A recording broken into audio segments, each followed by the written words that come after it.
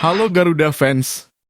Jangan lupa klik subscribe dan aktifkan lonceng notifikasi biar kamu gak ketinggalan live update dan preview terbaru dari tim kebanggaan kita, Indonesia. Kabar gembira datang secara bertubi-tubi di Timnas Indonesia. Pencinta sepak bola tanah air mungkin bisa bernafas lega.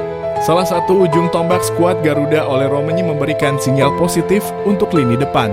Ole sudah terlihat lagi berlatih di lapangan.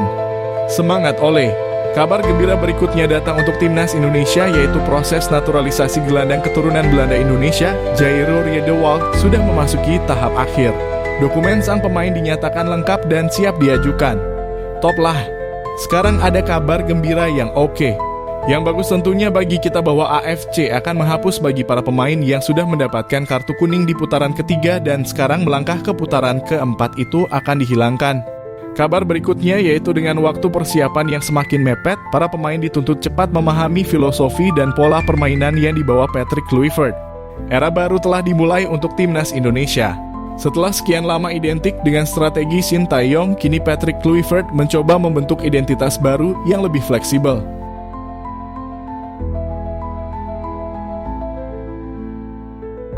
Alhamdulillah, kabar gembira datang secara bertubi-tubi di Timnas Indonesia. Pencinta sepak bola tanah air mungkin bisa bernafas lega sebelum Timnas Indonesia berlaga di ronde keempat kualifikasi Piala Dunia 2026. Pasalnya, salah satu ujung tombak skuad Garuda Ole Romenyi memberikan sinyal positif untuk lini depan. Ketajamannya di depan gawang lawan membuatnya jadi idola baru publik Indonesia. Dirinya bahkan disebut-sebut menjadi puzzle yang hilang dari skema serangan Timnas Indonesia. Dalam 3 tahun terakhir, skuad Garuda memang belum menemukan ujung tombak yang mumpuni. Performa lini depan selalu menjadi sasaran kritik karena tidak ada striker murni yang garang di depan gawang lawan. Sayangnya, petaka menimpa penyerang andalan Oxford United tersebut. Ole Romenyi mengalami cedera serius di punggung kaki usai mengalami injakan keras dari Paulinho Mochelin (Arema FC) saat membela Oxford United di ajang Piala Presiden 2025. Sejak saat itu, Ole Romenyi harus absen membela timnya dan melewatkan banyak laga Oxford United dan Timnas Indonesia di awal musim 2025/2026. Dirinya juga melewatkan 2 laga Timnas Indonesia di FIFA Matchday September 2025 lawan Taiwan dan Lebanon. Ole Romenyi mengunggah cerita di Instagram pribadinya yang tengah berlatih di Amsterdam, Belanda. Kabar ini jelas menjadi harapan baru Timnas Indonesia sebelum ronde keempat. Meski begitu, Ole Romenyi belum bisa dipastikan pulih oleh pihak klub. Sebagai bentuk antisipasi, Patrick Kluivert menyiapkan 3 pemain muda untuk menambal lubang yang ditinggalkan oleh Romenyi. Pelatih asal Belanda tersebut sudah memberi debut untuk Miliano Jonathans, Mauro Zijlstra, dan Adrian Wibowo. Ketiganya sudah debut saat Timnas Indonesia menantang Taiwan dan Lebanon. Memang ketiganya belum memberikan kabar baik bagi lini depan Timnas Indonesia. Meski begitu, nama Miliano Jonathans menambah dimensi baru lini depan skuad Garuda. Gaya mainnya mengingatkannya pada kecepatan Arjen Robben dari sisi kanan.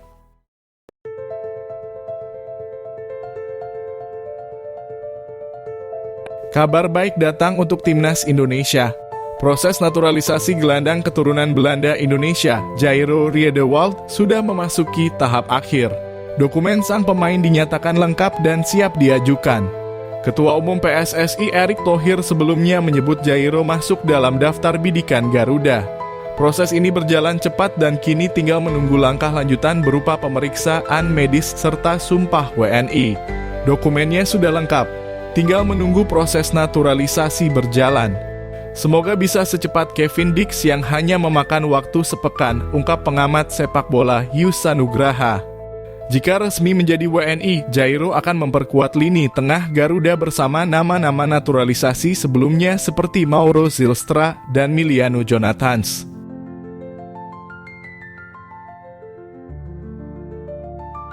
Kabar gembira selanjutnya adalah penghapusan kartu kuning di putaran 4. FIFA dan AFC mengumumkan bahwa kartu kuning akan dihapus di putaran 4 kualifikasi Piala Dunia zona Asia.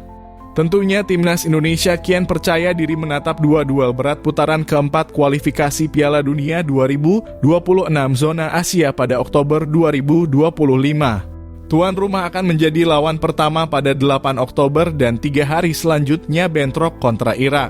Sekarang ada kabar yang oke. Yang bagus tentunya bagi kita bahwa AFC akan menghapus bagi para pemain yang sudah mendapatkan kartu kuning di putaran ketiga dan sekarang melangkah ke putaran keempat itu akan dihilangkan. Ini enak bagi Jay Itzes ketika kapten kesebelasan kita itu nantinya kena kartu kuning saat melawan Arab Saudi. Kalau tidak dihapus, maka tidak akan bermain melawan Irak pada 11 Oktober. Penghapusan akumulasi kartu tersebut pastinya membuat seluruh pemain, termasuk tim pelatih, juga rakyat Indonesia, merasa lega. Jadi ketika dihapus, maka ada kelegaan tentunya Bang Jay sehingga dia lebih tenang untuk bermain melawan Arab Saudi dalam pertandingan pertama tanggal 8 Oktober. Jadi tidak ada rasa takut bagi dia untuk kena lagi kartu, karena kalau dapat kartu laga ketika dihapus kan masih bisa bermain melawan Irak, tukas pengamat yang juga jurnalis senior. Bukan hanya Jay Itzes tentunya yang menyambut ini dengan gembira. Ada banyak pemain kita yang sebelumnya dapat kartu kuning yang pasti akan senang ketika kabar ini dihapus. Kartu kuning itu tidak berlaku lagi di putaran keempat, ujar Roni Pangemanan.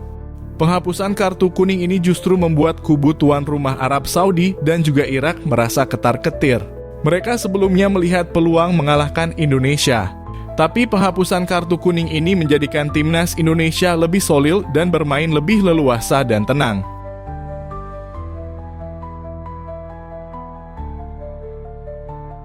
Berikutnya, kabar ini mungkin akan sedikit membuka mata kita tentang filosofi dalam sepak bola. Bagaimana pelatih mengarahkan cara bermain para anak asuhnya. Seperti halnya Sintayong dan juga pelatih Indonesia saat ini Patrick Kluivert. Timnas Indonesia tengah menjalani masa transisi penting jelang babak keempat kualifikasi Piala Dunia 2026. Para pemain Garuda kini perlahan mulai beradaptasi dengan gaya bermain Patrick Kluivert yang membawa pendekatan berbeda dibandingkan era Sintayong.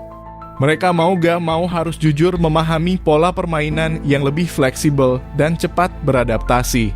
Hal ini diungkapkan langsung oleh sang kapten, Jay Itzes. Setelah Indonesia melakoni 2 laga uji coba FIFA Matchday melawan Taiwan dan Lebanon, kedua pertandingan ini menjadi ajang pemanasan sekaligus uji coba strategi sebelum bertemu lawan tangguh seperti Arab Saudi dan Irak pada Oktober mendatang. Itzes membeberkan bahwa Patrick Kluivert banyak melakukan percobaan taktik selama 2 laga FIFA Matchday September ini. Salah satu perubahan yang paling mencolok adalah pergeseran formasi dari 3 bek sejajar, yang menjadi ciri khas Sintayong, menjadi 4 bek saat melawan Lebanon. Jay Itzes ditempatkan sebagai bek tengah bersama Kevin Dix, sementara Dean James dan Yakob Sayuri dipasang di posisi bek sayap. Situasi ini cukup berbeda dibandingkan ketika timnas Indonesia masih diasuh Sintayong, di mana Itzes biasanya berduet dengan Rizky Ridho dan Justin Hubner dalam formasi 3 bek. Bagi Itzes, perubahan ini bukan masalah besar karena tim saat ini memiliki banyak pemain dengan kualitas yang mumpuni. Tapi serius, kami punya banyak kualitas. Untuk pelatih dan staf, justru sulit memilih karena ada banyak pemain bagus, bahkan beberapa pemain di posisi yang sama, sambungnya. Menurutnya, ini justru menjadi tantangan tersendiri bagi Patrick Kluivert dan staf pelatih dalam menentukan 11 pemain utama. Saya melihat ini sebagai hal positif. Dengan begitu kami bisa mengubah sistem permainan kapan saja sesuai kebutuhan, lanjutnya. Meski sudah memberi sedikit gambaran soal formasi, Jay Itzes memilih merahasiakan detail taktik yang akan diterapkan timnas Indonesia saat menghadapi Arab Saudi dan Irak di laga resmi nanti. Seperti yang dikatakan pelatih, saya juga tidak bisa mengatakan banyak tentang bagaimana kami akan bermain di bulan depan. Jadi semua harus menunggu dan lihat saja nanti, tegasnya. Dengan waktu persiapan yang semakin mepet, para pemain dituntut cepat memahami filosofi dan pola permainan yang dibawa Patrick Kluivert. Era baru telah dimulai untuk timnas Indonesia. Setelah sekian lama identik dengan strategi Shin Tae-yong, kini Patrick Kluivert mencoba membentuk identitas baru yang lebih fleksibel.